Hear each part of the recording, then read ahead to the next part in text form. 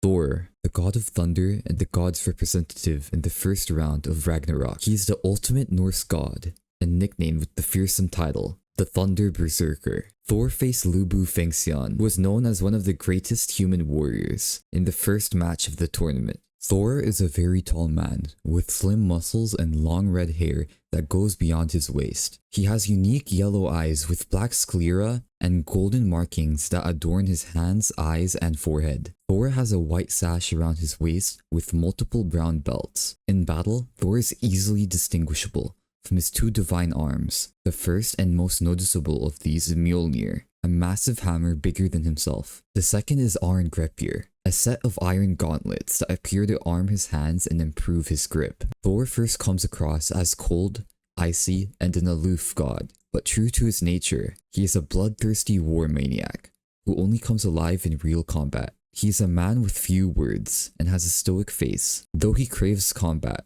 Thor is very much a man of honor and sportsmanship towards worthy foes. He respects all warriors who fought in Ragnarok and deeply cares about fair and honorable combat. Thor is a famous god in the Norse pantheon and is considered to be the ultimate Norse god. He once fought an entire army of 66 Jotuns alone during the Ancient Age. With a single blow of his magical hammer, he annihilated all of the humongous giants and solidified his place as one of the most mightiest creatures in existence. Thor's physical power is unimaginable. He has no problem wielding Mjolnir in one hand. He possesses such strength he can rip the seas and lands asunder with his hammer, and is theoretically strong enough to break the earth into pieces. Most notably, he killed the world serpent, Jormungandr, a humongous serpent potentially big enough to encircle the entire earth with one blow using one of his do-or-die methods. Thor's reflexes and speeds are also extraordinary, having the ability to swing his hammer at incomprehensible speeds. When he was fighting the Jotuns, his strikes were too rapid to see or even notice for the giants. As a god,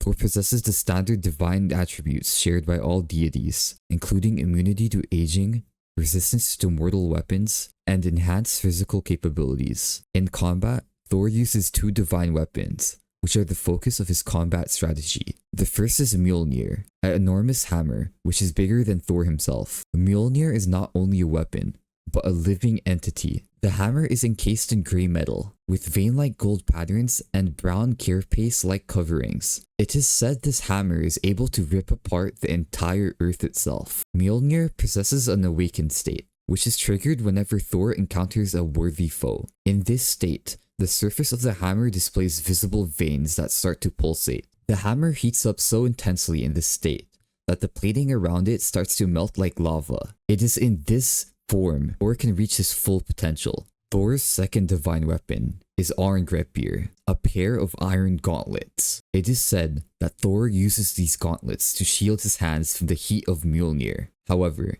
this is a misunderstanding. The true purpose of Arngreppir is to protect Mjolnir itself from the weight and force of Thor's swing before the hammer awakens. These gauntlets can endure phenomenal attacks, although they can be destroyed with divine weapons that are powerful enough. As the god of thunder, Thor has complete mastery over divine lightning and electricity, which he uses during combat by applying a layer of electricity on his forearm during his iconic moves. Thor is also able to teleport from one place to another. Although the full extent of this ability is unknown, Thor can also exude a threatening aura and presence that instills fear into those who look upon him. Such was the spell that it paralyzed Gaul and terrorized even the usually tranquil and composed Brunhild. But there are others like Lu Bu who are immune to this fear-inducing energy. Thor's signature technique is called the Fighting God's Lightning Hammer. He calls divine lightning and charges Mjolnir with it before arching his back and delivering a mighty downward strike. This technique is an instant kill attack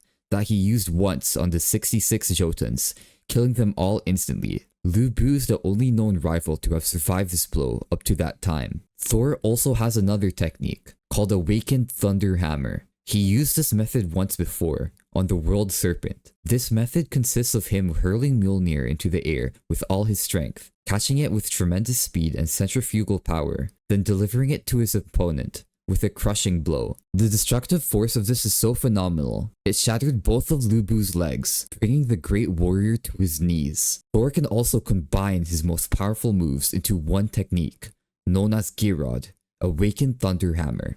The attack incorporates Thor's hammer and Awakened Thunder Hammer into one single crushing blow. The combined attack was so strong that it was able to match and even surpass Lubu's Sky Eater technique, which is an attack that could split the clouds for miles, indicating the sheer magnitude of Thor's most heavy-hitting attack. Thor's fight with Lubu was fierce, both fighters being battle-hardened warriors. Thor finally defeated Lubu, claiming the first round of Ragnarok. But Lubu's performance was important. It proved that humans could resist gods and force them to use their strength. Thor actually treated his foe with respect, calling him by his name. This fight illustrated that Ragnarok will not be a one-sided battle, setting that humanity had warriors with some real strengths of resistance to offer to divine power. Zeus is the representative of the gods during the second round of Ragnarok, battling against Adam. He is the commander-in-chief of the Greek pantheon and chairman of the Gods' Council. He's also famously referred to as the godfather of the cosmos. Zeus is a thin old man of short stature and sunken eyes. He wears a small spiky tuft on his head, thick eyebrows, and a goatee. He wears in Greek attire with a white sash bound around his waist and cloth wrapped around his lower half. Zeus has the ability to dramatically enhance his muscles at will. In Adamus mode, his height will rise exponentially, and his muscles are turned inside out, with his body stretched to extreme proportions.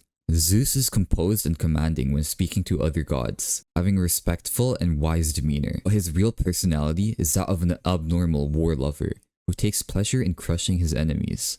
He expects gods to be held to a very high standard and gets furious when they are defeated by humans. Zeus is the king of the gods of Greece and ruler of the universe. He overpowered his father Kronos, the Titan symbol of time, to become the ruler. After the victory in the Titanomachy tournament, Zeus was made the most powerful god and ruler of heaven. He is older than the Big Bang itself, being more than 13.8 billion years old. Zeus has engaged in hundreds of battles, making him arguably the most powerful god in existence. Zeus possesses unfathomable physical strength, even in his weakest form, capable of killing dragons with one arm and destroying large chunks of the ground with a small wooden gavel. He can hold down powerful gods like Shiva with one hand and stop multiple attacks simultaneously. His combat speed is incomprehensible, unleashing punches faster than the eye can register, at 0.01 seconds, and multiplying speed by 10 with each strike, eventually reaching 1 × 10 to the -8 seconds. His signature technique, Time Transcending Fist, is possibly faster than time itself. This attack was originally his father's, Kronos' final strike,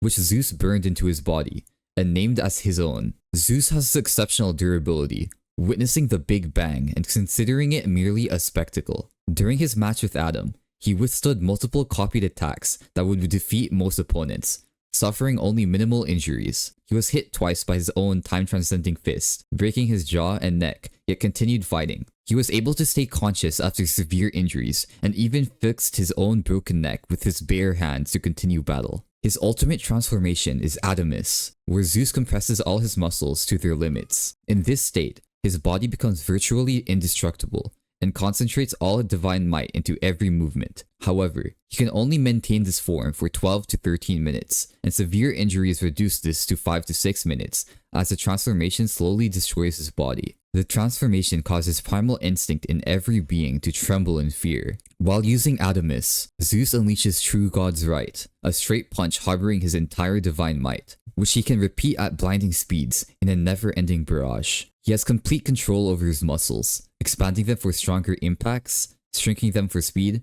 or compressing them for his Adamus transformation. Zeus fought Adam in an intense close-quarters battle that pushed both fighters to their absolute limits. The match became a test of endurance as Adam's divine replication copied every technique Zeus used, including the time-transcending fist. Zeus was formed to use his Adamus form to gain an advantage, but Adam continued to match him, blow for blow. The fight ended when Adam's eyes gave out from overusing divine replication, leaving him unable to see Zeus's attacks. Despite going blind, Adam remained standing and continued fighting on instinct alone, earning Zeus's respect. Zeus eventually landed the final blow, winning the round for the gods. However, Zeus acknowledged Adam's strength and humanity's potential, marking the beginning of his more humble attitude towards human fighters. Poseidon is representative of the gods in the third round of Ragnarok, competing against Sasuke Kojiro. He is the Greek sea god, also referred to as the most fearsome of all gods, and god of gods. Poseidon is tall, muscular, with golden blonde hair, and light blue irises. His face is typically emotionless and indifferent. He wears an ornamental golden choker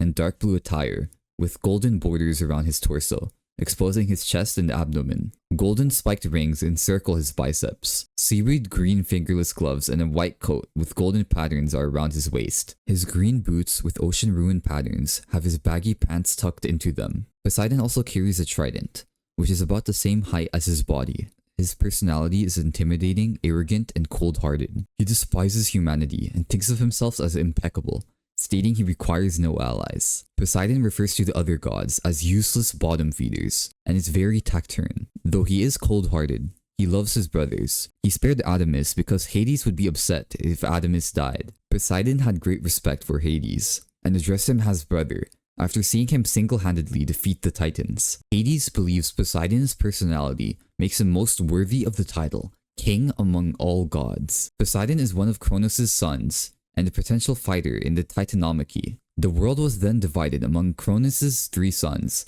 by lot after the defeat of the Titans. He governs all oceans with an iron fist, and is given titles such as Tyrant of the Seas and Zeus of the Seas. His brother Hades also calls him King of the Seas. Poseidon is extremely old, dating back prior to the Big Bang, and is therefore over 13.8 billion years old. Poseidon has incredible strength, able to simply impale gods and shatter Kojiro's holy weapon in half. He shows unimaginable speed and reaction time, sidestepping sword swings with ease. As combat raged on, Poseidon moved quicker than Kojiro could perceive, creating after images from his trident methods. As god of the sea, Poseidon wields sole power over divine and primordial waters. When he entered the arena, he stomped his foot and water parted so that he could walk upon it without wetting it. Poseidon uses his trident with divine proficiency, striking dozens of times in a matter of a second. Poseidon shows remarkable dexterity, striking precise and crushing blows non-stop. Poseidon is also able to manifest his weapon out of thin air. His trademark style is the Amphitrite, in which he makes continuous thrusts at dazzling speeds in a circular motion.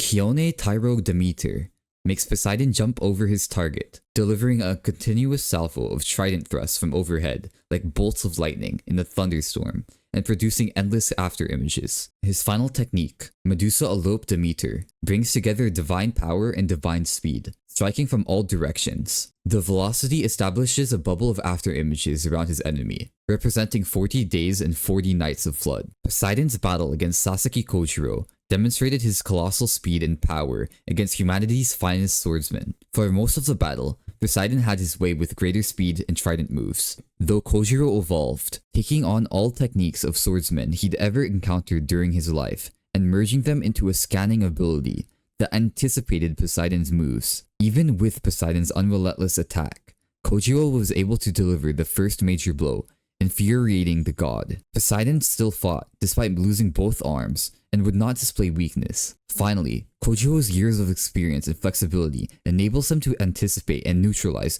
Poseidon's final attack. Kojiro defeats Poseidon using his last technique, achieving humanity's first Ragnarok victory. This defeat proved that even the most powerful gods could be defeated by human resolve and ability. Heracles is the god's representative in the 4th round of Ragnarok, fighting against Jack the Ripper. He is known as the Indomitable God, and serves as the messenger of justice for both gods and humans. He is a tall, muscular man with long spiky orange hair and blue eyes. He wears a right shoulder guard, archery chest protector, and an ornate golden armband on his left bicep. His outfit includes a lion fur kilt, championship belt, and leather sandals. A red tattoo stretches across his torso from his right shoulder to the lower left side of his abdomen. Heracles is extremely just and considered the most righteous being among the gods. He opposes ending humanity despite being chosen to fight for the gods. He is honorable and dignified, admiring those he views strong even if he detests them. Heracles feels universal love and altruism towards all humans, believing he must save them no matter how sinful they are. He never abandons his principles of honor and love, regardless of any hardships faced. Heracles was originally a human named Alcides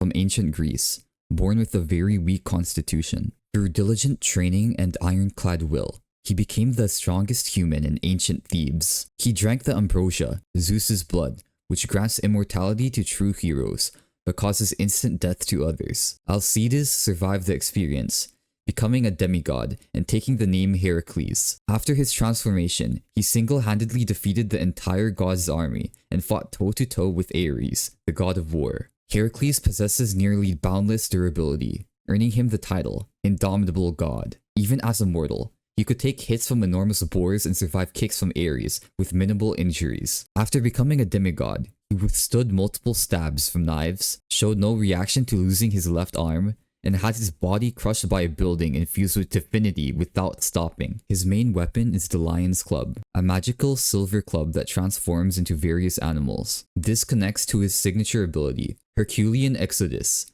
also called the 12 Labors. After completing the 12 Labors, Heracles gained 12 divine techniques. However, each time he uses a technique, his tattoo spreads further across his body and causes immense pain. If the tattoo covers his entire body, he will die. His techniques include First Labor, Nemean Lion, where the club's head turns into a roaring lion. He smashes it into the ground with tremendous force, creating an enormous shockwave powerful enough to destroy strengthened objects and dislocate shoulders. Sixth Labor, Calling Bird, transforms the club into a Stymphalian bird that produces powerful wind gusts capable of blowing away accelerated projectiles. The most powerful technique is 12th Labor, Cerberus, Hound of Hades. Heracles throws his club into the air and summons Cerberus to fuse with it. His hair grows to his lower back and he gains characteristics of Cerberus, including sharp fangs, claws, and a spiked collar. His tattoo becomes crimson and grows continuously, draining his life force without stopping. This form provides a massive boost to speed and power. It grants him the Claw of Heracles, creating giant invisible cuts synchronized with his movements, as if enormous claws are attached to his arms. Heracles also uses Apheles Hieros, or the Great Hero's Fist. He focuses power in his right arm, enlarging it, and performs a devastating punch that creates a gigantic crater in the ground.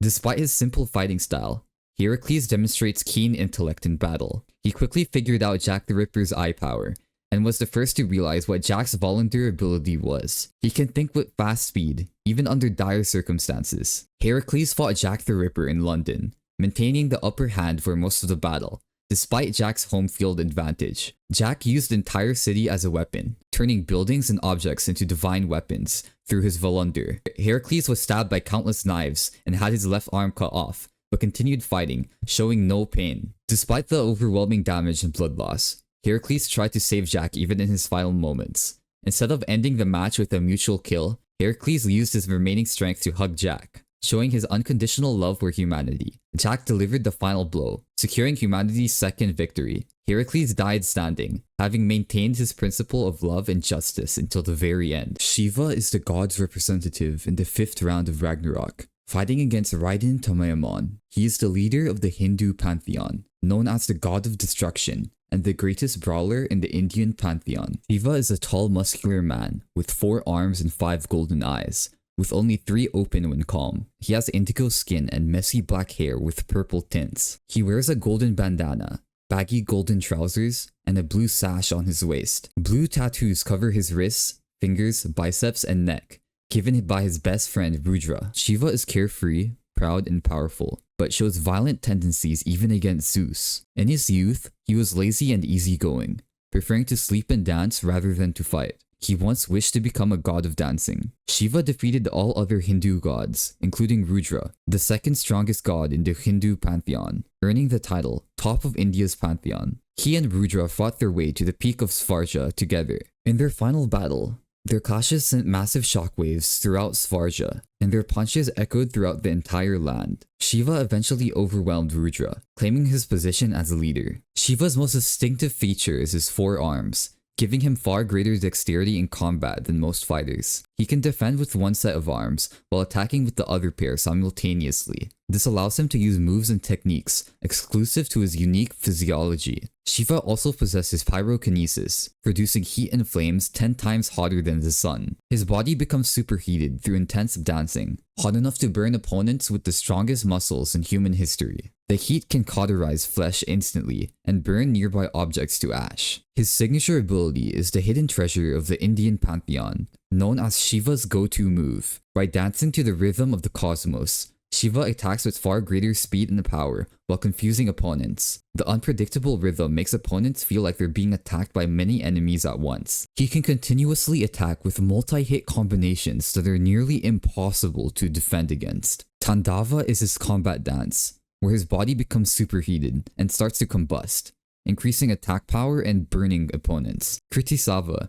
the tiger claw fire dance, has Shiva jump into the air and bring down a powerful kick while combusting his feet, simultaneously slicing and burning his opponent. His ultimate technique is the Tandava Karma, the transmigrational battle dance of ashes. Shiva forces his heart to beat faster, directly stimulating his spirit, resulting in an incredible increase in power and speed by 3 times or more. His entire body combusts and burns at a higher level than regular Tandava, burning his surroundings and distant objects to ashes. In this state, all his blows become hot enough to char and burn away flesh. However, Shiva himself will eventually burn out if he uses this technique for too long. Diva Loka, the climactic fire dance, is a powerful spinning heel kick used under Tandava Karma state. The kick is so powerful and burning hot that it can overpower the strongest human techniques and rip limbs apart. Shiva's fighting style combines his forearm advantages with his heat-based techniques. He can adapt quickly to disadvantageous positions, such as taking a wider stance to shift his center of balance when losing an arm. Even after losing 3 arms, he continued fighting on par with his opponent. Shiva faced Raiden Tamaemon, humanity's strongest sumo wrestler, or Rikishi, who possessed the greatest muscles in human history. The fight was an intense brawl between 2 masters of close combat. Raiden unleashed his full muscular potential, removing the 100 seals that restricted his power. The two exchanged devastating blows, with Shiva losing 3 of his 4 arms during battle. Despite his injuries, Shiva activated Tandava Karma, pushing himself beyond his limits. His body burned at extreme temperatures, slowly destroying his own flesh while delivering devastating attacks. Raiden responded with Yatakarasu, his ultimate technique, at point-blank range. Shiva survived the attack, but lost 2 more arms and received massive damage to his face. Shiva emerged victorious, but was left with only 1 arm remaining and severe burns covering his body. The god secured the 3rd win. Zerofuku is a god's representative in the 6th round of Ragnarock, fighting against Buddha. He replaces Bishamonten and is the god of misfortune, the original form of the 7 lucky gods before they split apart. Zerofuku is a lean yet muscular young man with a hole in his chest where his heart should be. He has long dark purple hair with a horizontal light streak along the middle. His irises are bright, while his sclera and pupils are pitch black. The radicals for the Japanese kanji for fortune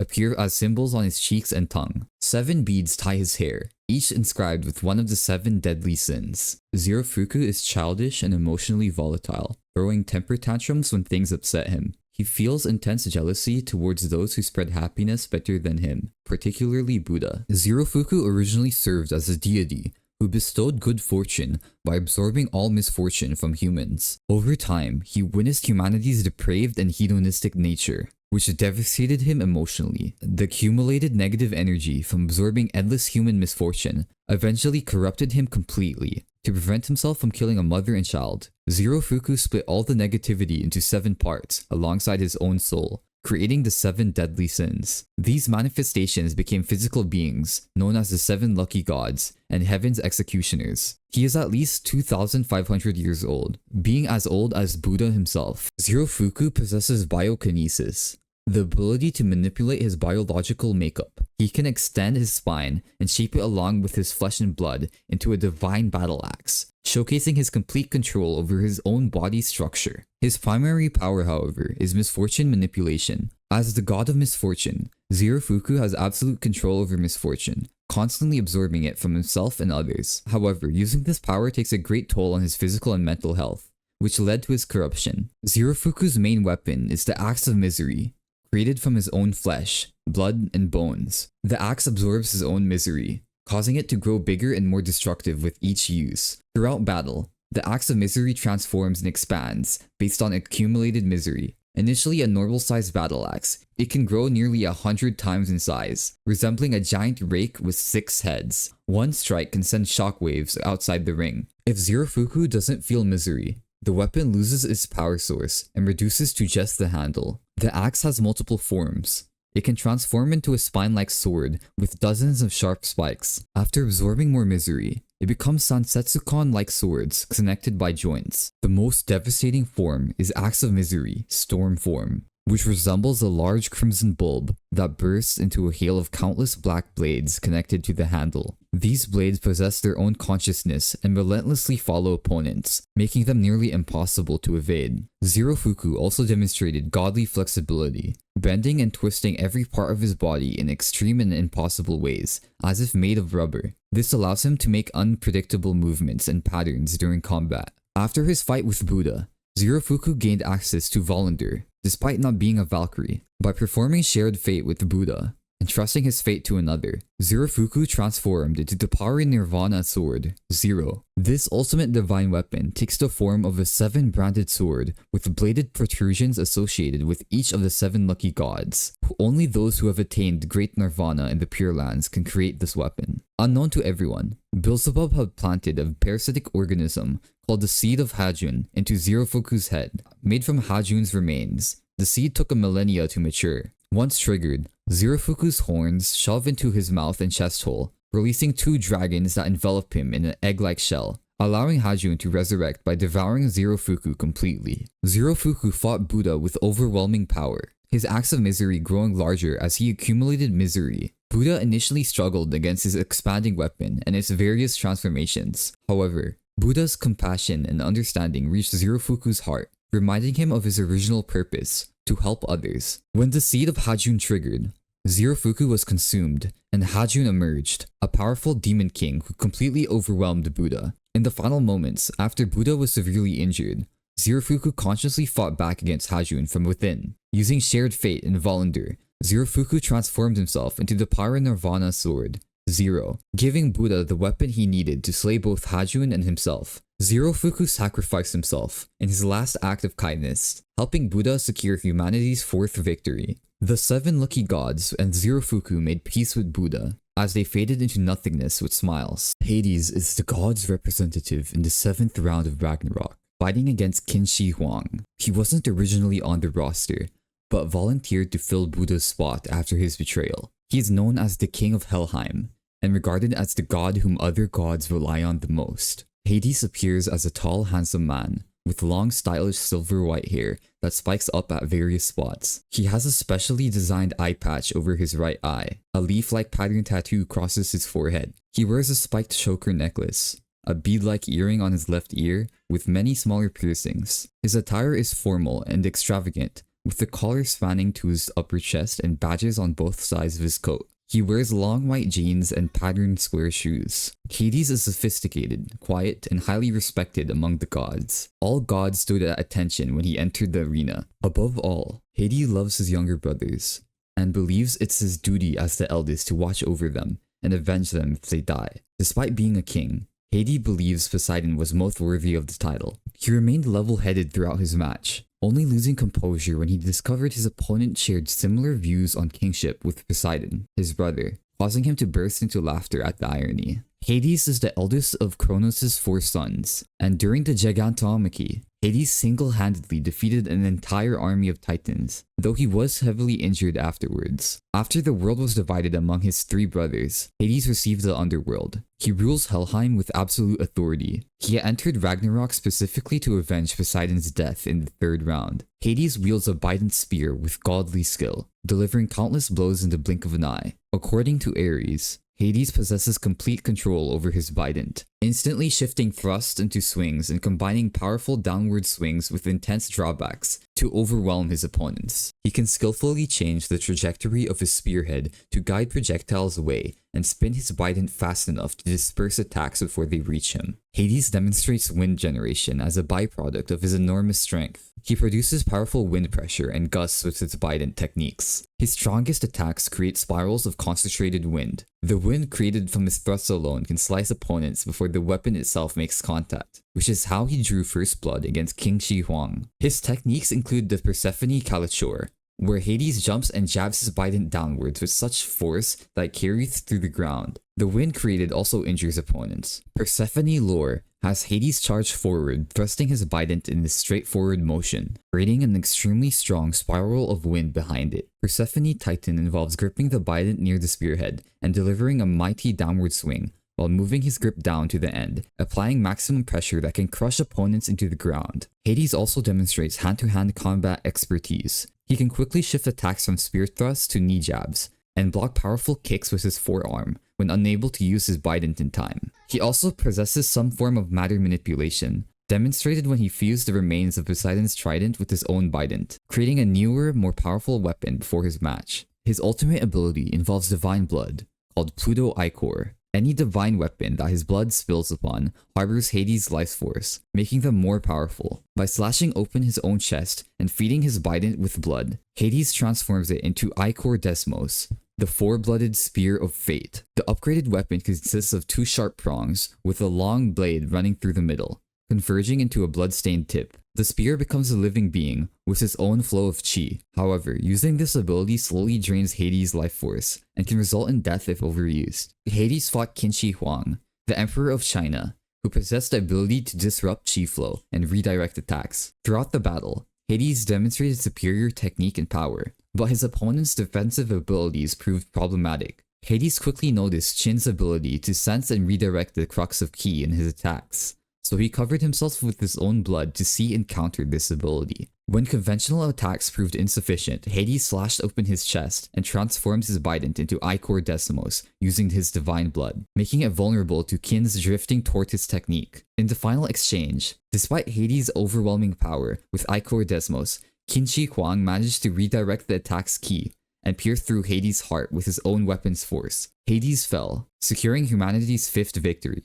His death deeply affected both Beelzebub and his brother Anubis, who both sought revenge in their own ways. Hades died, having unfulfilled his duty to avenge his brother. Beelzebub represents the gods in the 8th round of Ragnarock, fighting against Nikola Tesla. He is referred to as the Lord of the Flies by humans, and anathema to gods, for he is cursed by Satan. He also has names such as God of Darkness and the Priest of Gluttony. Beelzebub is a lean, well-built, tall young man, with unkempt, disheveled hair and deep reddish-brown eyes. He has a 3-thorn vine leaf and rose-formed tattoo on the left side of his chest, which was gifted by Lilith. He has a dark priest's robe around him, with a black rope tie and 2 fly-eye pins on his collar. He has over his shoulders a purple sash-like fabric, with black cross patterns. He has baggy black pants and black laced mid-calf boots. Beelzebub is indifferent, treating creatures like experiments without regret or shame. He is very well educated, applying his expertise to experimentation. Beelzebub is not afraid of Odin's intimidation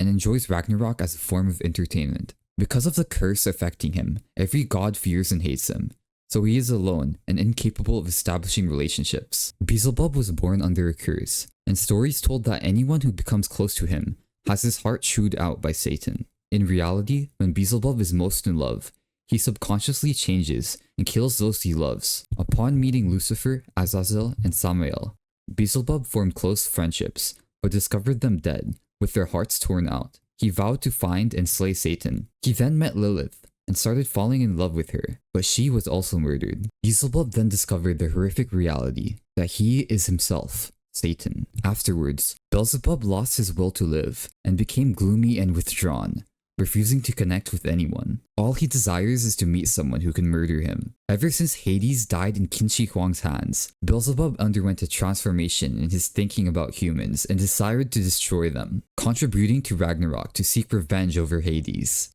Beelzebub has the ability to manipulate vibrations, causing his body to vibrate at extremely high levels. He employs the vibrations as weapons to cut and destroy objects easily. He can also channel vibrations into weapons, making them more destructive. Beelzebub specialized his vibrations such that his left hand is for defensive purposes only, and his right hand is for offensive purposes, enhancing both powers. His primary arsenal is the Staff of Apomeus, which was bestowed upon him by Hades. It has a silver skull handle, red shaft, and rounded silver tip. The staff can enhance the energy of Beelzebub's vibrations, making his offense and defense more powerful. Beelzebub's skill, Almria, Beat of the Devil's Wings, is his natural vibration power. He employs vibrations as waves that shatter solid objects. Sorath Samek, Gates of Hell, uses left-hand vibrations on his staff, generating a vibration barrier that can deflect attacks. His barrier was strong enough to deflect Tesla's plasma pulse jet punch, and is rumored to deflect even the almighty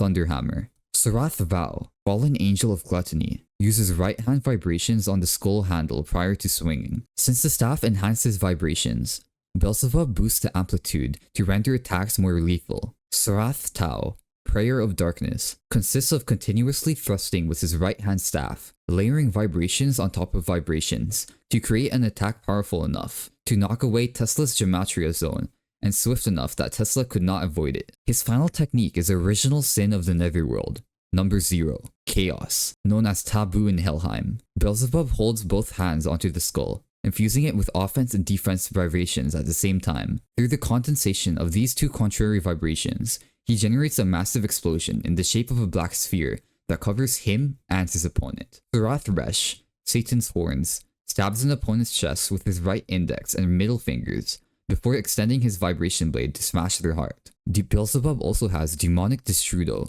his curse. When he is at his maximum in love, he becomes unconscious and transforms. His hands become claws and the sclera of his eyes turn black, with white pupils. In this form, Beelzebub indiscriminately rips apart the hearts of the people he loves. Lilith's mark is a rose tattoo that was imprinted to Beelzebub's chest when Lilith died. The tattoo prevents Beelzebub from killing himself, or allowing others to kill him, by sprouting vines under his skin that stop him physically. This was actually not a curse but a prayer, so that Beelzebub might live on. Beelzebub battled Nikola Tesla in a duel of scientific intellect. Tesla's electromagnetic powers and teleportation skills pitted against Beelzebub's vibration abilities. The battle saw Beelzebub study Tesla's limitations and vulnerability, proving his strategic brain. Tesla developed the Gematria Zone, an area where he had full liberty to play with electromagnetic fields. But Beelzebub replied with Sorath Tau. Beelzebub employed Original Sin of the Netherworld, number 0, Chaos, unleashing a huge blast when in a tight spot. Tesla managed to survive it narrowly by balancing it using his own method. Despite the grievous wounds and Lilith's marks attempting to hinder him,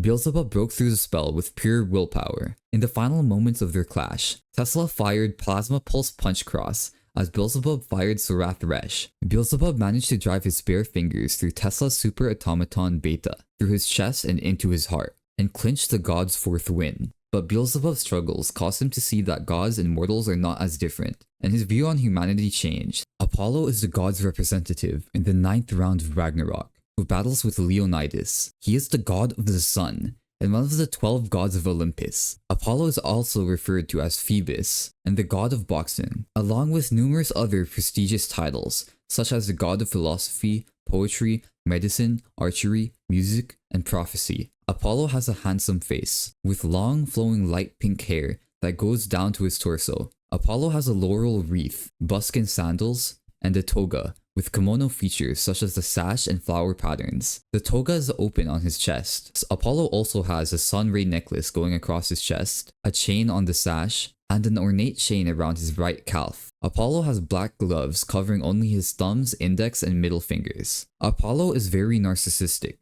and is very concerned with beauty. When he heard of Greek gods' deaths during Ragnarok, he wished he had never seen their lovely deaths, instead of grieving for them. Apollo despises anyone who isn't beautiful, according to him, judging Leonidas as being like a wild beast. He has a dramatic flair, striking grandiose, expressive poses. But interestingly, Apollo acknowledges and thinks that true beauty is the result of self-knowledge, and not external appearance. Beautiful individuals are aware of their weaknesses, and do not worry about altering themselves. Apollo was born as a normal and mediocre god, but gained all his achievements by sheer hard work and dedication. His eagerness to be better made him one of the 12 gods of Olympus. In the Battle of Gigantomachy, Apollo slew many giants, and shattered Argos's defenses. Apollo is the first natural god who accepted his vulnerability and work towards becoming the strongest, using self-awareness and dedication. Apollo possesses photokinesis, producing and controlling light. As the god of the sun, he manipulates and crafts light into fine, durable threads for combat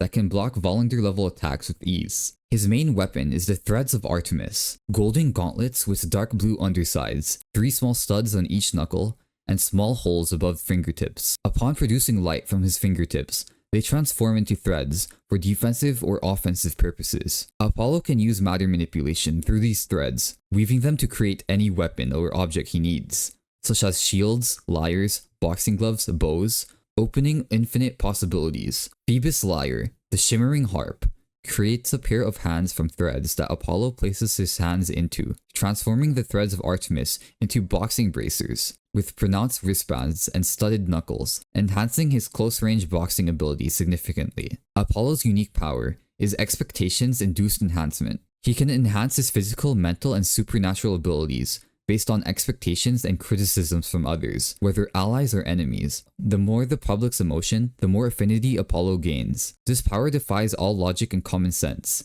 Even Zeus cannot define it. The sun shall never set on me. Embrace of the eternal midnight sun is Apollo's strongest battle mode. When living up to expectations around him, Apollo emits large amounts of lights from his body. This state drastically increases all his capabilities beyond normal limits. Artemis Alenkos, Shining Domination, wraps threads around the opponent's limbs to immobilize their movement, creating restraints that prevent counterattacks. Apollo Epicurious, Golden Arrows of the Shining Meteor, launches large waves of light arrows at opponents to overwhelm them with sheer numbers. Moonlight of Artemis summons a giant statue of Artemis from shadows behind Apollo. The statue weaves threads to create a giant golden bow twice as tall as Apollo. He fires arrows of lights invisible when fired, because they move at light speed. These are known as the fastest attacks in Valhalla, with Zeus believing no one other than himself can defend against them. Argyriotokos, soul-piercing silver arrow, is used when Apollo cannot draw his bow. The statue deforms the bow back into threads and forms a thick rope between its hands. Apollo leans on the back of the rope while digging his feet into the ground, drawing himself back like an arrow. Once pulling his right fist back, Apollo lifts his feet and is sent flying towards his opponent. His right fist hardens light energy around it, creating an arrow covering. Apollo fought Leonidas, the Spartan king, in an intense battle, testing both fighters' resolve. Leonidas used surprise attacks and unpredictable combat strategies, but Apollo's extreme reflexes allowed him to adapt and dodge most attacks. When Leonidas managed to land Phalanx Nemesis directly on Apollo's face, the sun god received a severe wound, but accepted it with pride and joy. Apollo then summoned the Moonlight of Artemis, firing light-speed arrows that Leonidas struggled to defend against. The Spartan king used his shield techniques to deflect the arrows, even sending some back towards Apollo. In the climax, Apollo activated his strongest form through Expectations-Induced Enhancement, his power increasing from the crowd's emotions. When his right arm was grazed by his own deflected arrow, Apollo could no longer use his bow,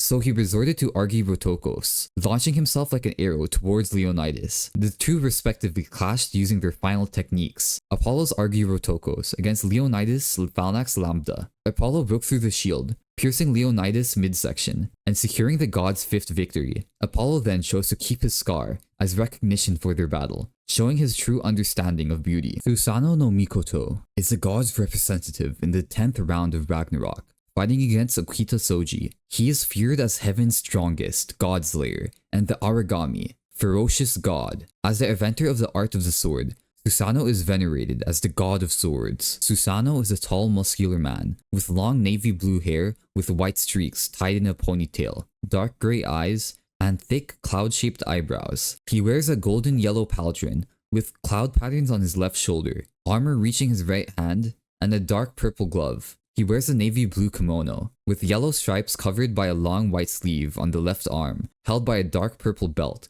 with a huge red bow. He wears long trousers and high-tech geta. When not fighting, he carries his bandaged sword on his right shoulder. Susanoo gives the impression of being very serious and powerful, with a stern expression. His presence alone makes others feel like they'd be crushed. Despite his serious demeanor, he can act more lighthearted. Susanoo is very stubborn, volunteering himself for the 10th round, and forcing Anubis to give up his turn. He takes pride in his Godslayer title, and believes Soji, known as Manslayer, was his most fitting opponent. Susanoo harbors deep love for swordsmanship, particularly humanity's swordsmanship, being labeled as a sword otaku. He has great respect for Bakumatsu-era swordsmen, who owned swordsmanship to its peak. He is one of the few gods harboring no resentment against humanity, genuinely touched when learning how humans admired him for teaching them swordsmanship. Susanoo was one of the 3 noble gods of Japan alongside his siblings, Amaterasu Okami and Tsukiyomi no Mikoto. He was put in charge of governing ancient Japan by Izanagi,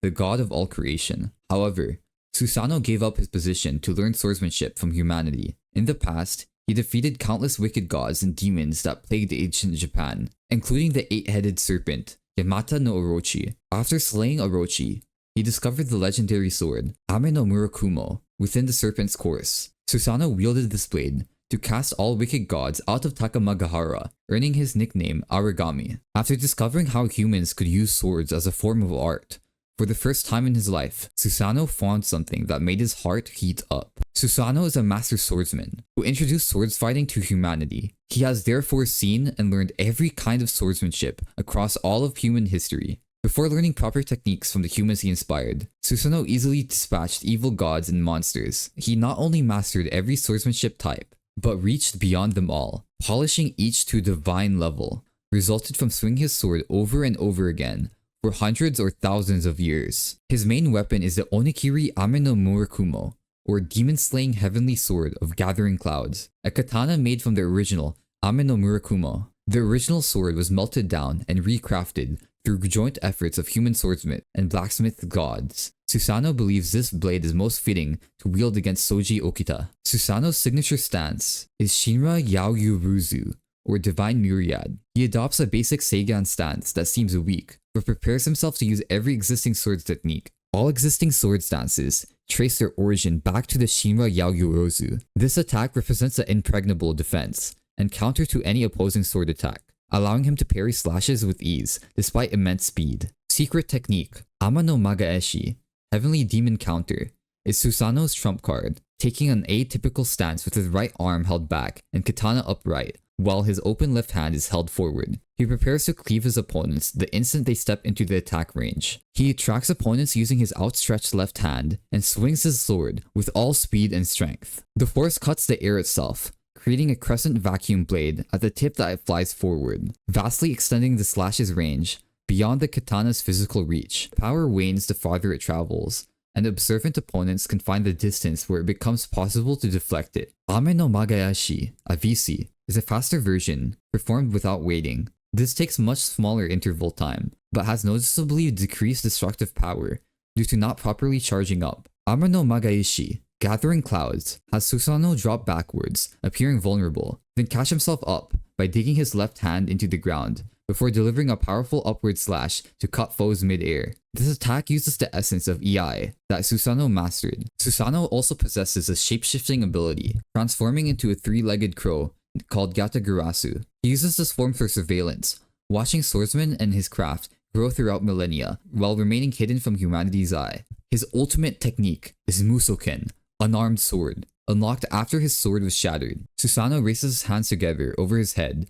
as if gripping his sword and adopts a formal stance. An invisible sword of nothingness is projected from his empty hands, described as the peak of his sword, unparalleled, unrestrained, and unarmed. Upon swinging this invisible blade, Susanoo cuts enemies from a distance, specifically only the inside of their body. When first using Musoken, he severed bones in Soji's left arm and leg, while leaving little external mark. The drawback is it kills any human immediately after use. Since Susanoo is a god, he can use it more than once, but shaves away at his life and soul with every swing. Susanoo fought Okita Soji, the legendary swordman, known as Demon Child, and peak of the Bakumatsu Manslayers. Susanoo used Shinra Yaoyorozu to counter Soji's incredible speed and techniques. Soji's Demon Child ability enhanced his physical capabilities, but Susanoo continued to parry and block his attacks. When Susanoo used Ame no Magaishi, Soji managed to find a distance where the vacuum blade weakened enough to deflect it. The battle intensified as Soji used Demon Child Release, gaining further boosts in strength and speed. Despite injuries across his torso and losing half his foot, Susanoo endured and caught Soji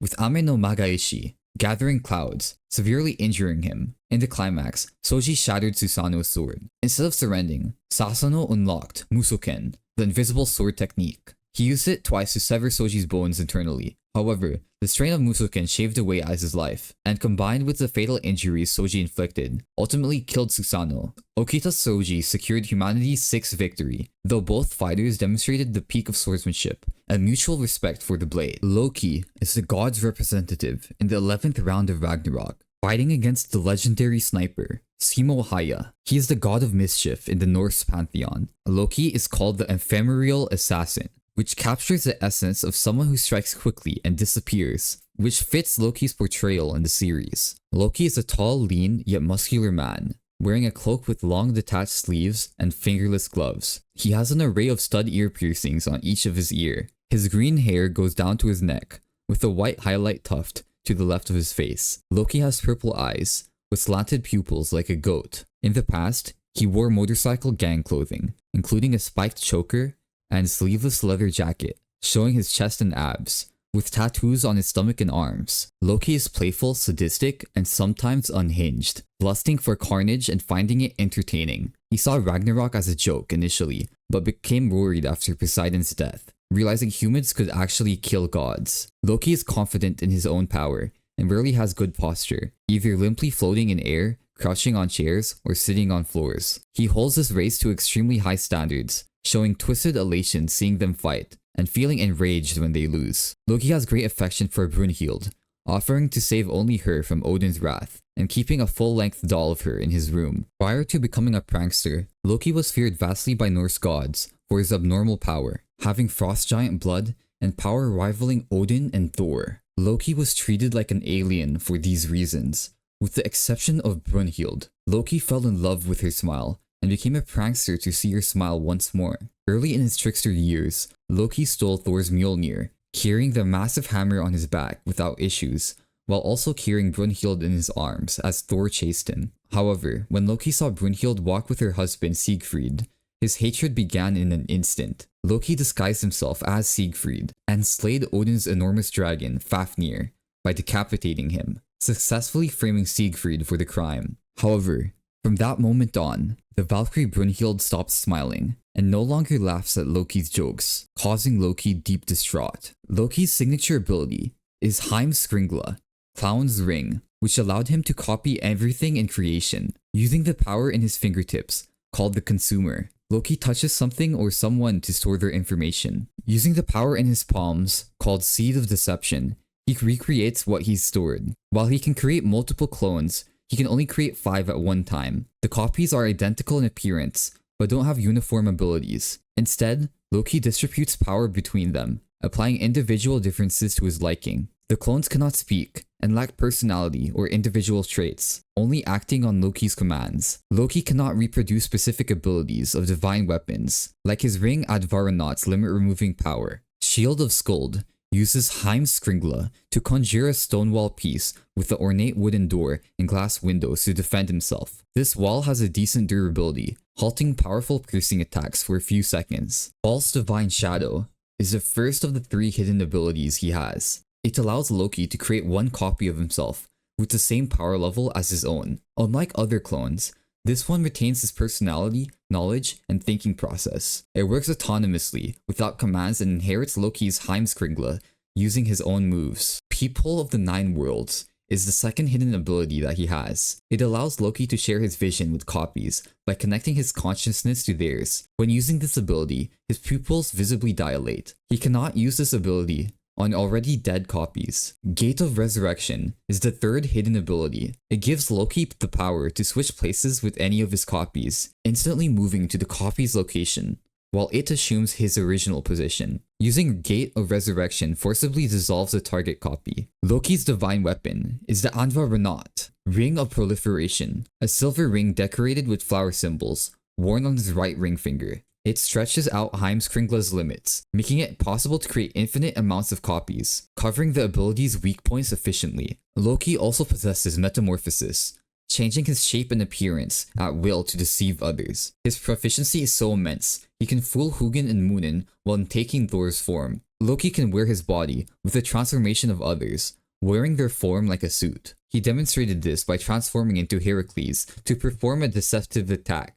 Due to body size differences, even if opponents aim for vital organs, Loki's actual vitals are in different locations. Loki can also create portals at will to transport himself, without traversing space between. He uses this to summon his dual-chained hooks, creating small portals in his palms. He can create portals of various sizes for different purposes. Loki's main form of movement is levitation, floating in the air. Only rarely is he seen walking. Loki fought Simo Haya, the legendary Finnish sniper, in a snowy forest arena. Loki specifically chose to benefit his abilities. Loki secretly copied himself, while staying hidden from his opponent in the audience, using Heimskringla's sub-abilities to track Simo's location from behind. However, Loki underestimated Simo's combat potential and immense firepower. Simo's bullets tore through copies of gods, including Odin, Thor, and Heracles. Despite losing his divine weapon, Loki evolved through the tile and created his best trap, disguising himself as Heracles and using himself as bait. He summoned a clone of Thor and another copy of himself behind Simo. The trap succeeded,